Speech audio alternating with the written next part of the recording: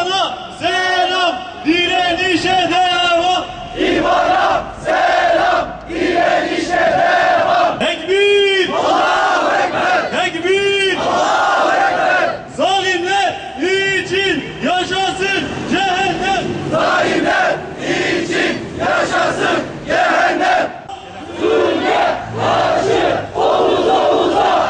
Zulme karşı omuz omuza! Zulme karşı omuz omuza! İhvana selam, direnişe devam!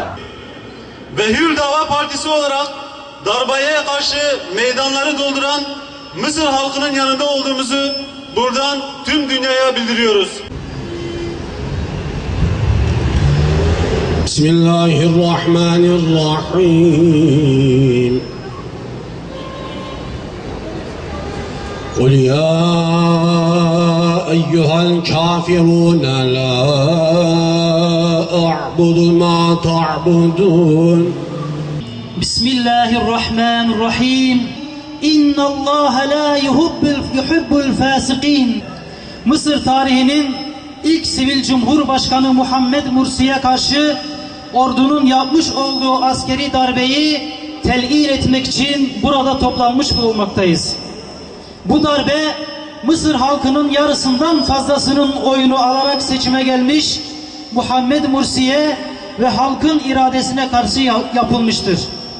Emperyalizmin ve Siyonizmin hizmetlerinde olan askeri juntaya karşı direneceğini açıklayan Mursi'yi ve ihvanı bu izzetli duruşlarından dolayı tebrik ediyoruz. Hür Dava Partisi olarak darbeye karşı meydanları dolduran Mısır halkının yanında olduğumuzu burada ifade etmek istiyoruz. Kendi halkının düşmanı generalleri, halkın tek meşru temsilcisine karşı darbe yapanları ve bu darbeye destek verenleri buradan telin ediyoruz. Siyonist ve işbirlikçileri işgal edilen Filistin topraklarının civarında topraklarını istikdarsız kılmak için her türlü şeytanlığı yapmaktadırlar. Mısır'da yapılan bu darbe küresel Siyonistin ittifak ve talep desteği ile yapılmıştır. Darbenin yanında saf tutup darbeyi destekleyen Ezher Şeyh'ini, Nur Partisi liderini tövbe ve istiğfar etmeye, izzetli bir duruş sergilemeye davet ediyoruz. İsrail kahrolsun, Amerika Kahrolsun İsrail, kahrolsun Amerika. kahrolsun, İsrail kahrolsun.